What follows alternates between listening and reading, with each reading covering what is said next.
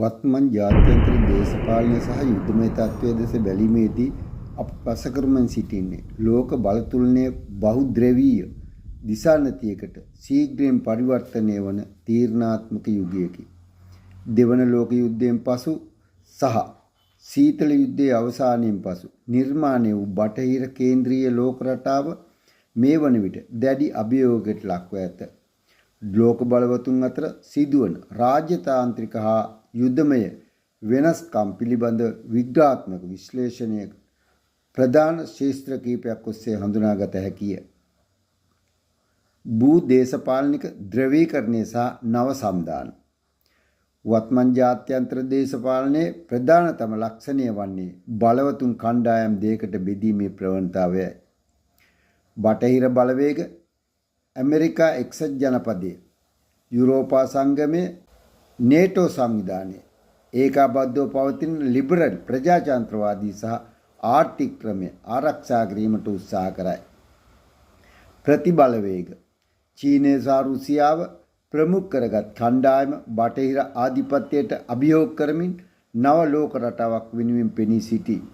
බ්‍රසීලය, රුසියාව, ඉන්දියාව, චීනය, දකුණු අප්‍රිකාව සහ නව සමාජිකයින් SCO කෝපරේෂන්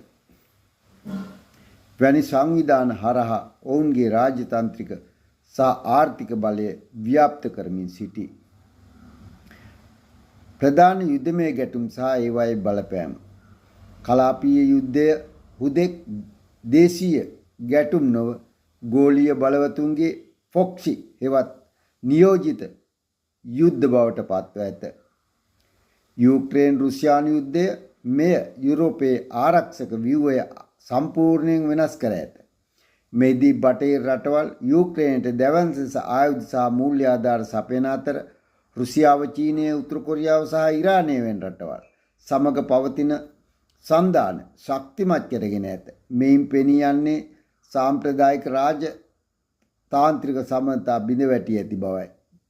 මැද පෙරදිග යුද්ධය ඊශ්‍රායලය සහ පලස්තීනය, ලෙබනන් සන්නද්ධ කණ්ඩායම් හමාස්, හිස්බුල්ලා අතර පවතින ගැටුම් මගින් ඇමරිකාව, ඉරානය සහ සෞදි අරබියාව වැනි කලාපීය බලවතුන්ගේ දේශපාලන සමතුලිතතාවය වෙනස් කර ඇත.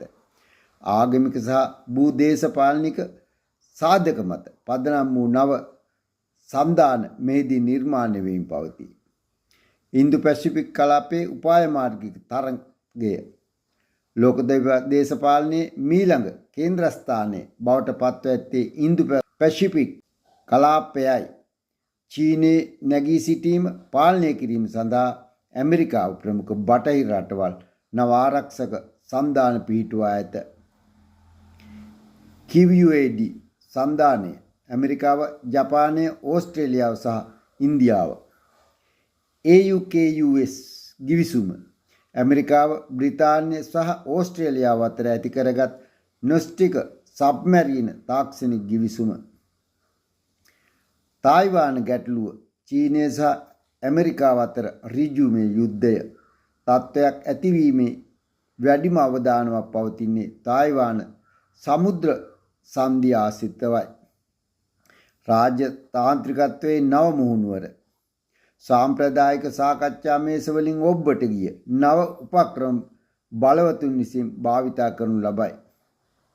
ආර්ථික යුද්ධය සහ සම්බාධක.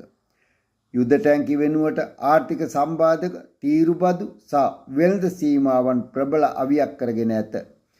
උදාහරණයක් ලෙස ගතහොත් ඇමරිකාව, චීනය තාක්ෂණික සමාගම් වලට පැන වූ සීමා, ඩිජිටල් සහ සයිබර් රාජ්‍ය තාන්ත්‍රිකත්වය, සයිබර් ප්‍රහාර සහ ව්‍යාජ තොරතුරු ප්‍රචාරණය හරහා අනෙක් රටවල් දේශපාලන ස්ථාවරත්වයේ බිඳැමීමට බලවතුන් කටයුතු කරයි. ගෝලීය දකුණේ නැගී සිටීම. අප්‍රිකානු, ලතින් ඇමරිකානු සහ ආසියානු සංවර්ධනය වෙමින් පවතින රටවල් බලවතුන් දෙපාර්ශ්වයේම පැත්තක් නොගෙන තමන්ට වාසිදායක ලෙස ස්වාධීන විදේශ ප්‍රතිපත්ති අනුගමනය කිරීමට පෙළඹී ඇත. සාරාංශ වශයෙන් ගතහොත් ද ඉන්සයිට් වන අපහට පෙනෙන කාරණය වනුයේ වත්මන් ජාත්‍යන්තර දේශපාලනය ආරක්ෂක උබතව කෝටිකයකට මුහුණ දී ඇත.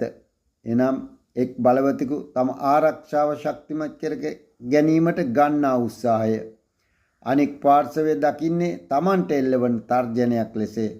මෙහි ප්‍රතිඵලයක් ලෙස ලෝකේ පුරාම හමුදා වියදම් ශීඝ්‍රයෙන් ඉහළ ගොස් ඇති අතර සීතල යුද්ධයෙන් පසු දරුණුතම රාජ්‍යතාන්ත්‍රික අවිශ්වාසය වත්මන් ගෝලීය දේශපාලනය තුළ නිර්මාණය වී ඇත.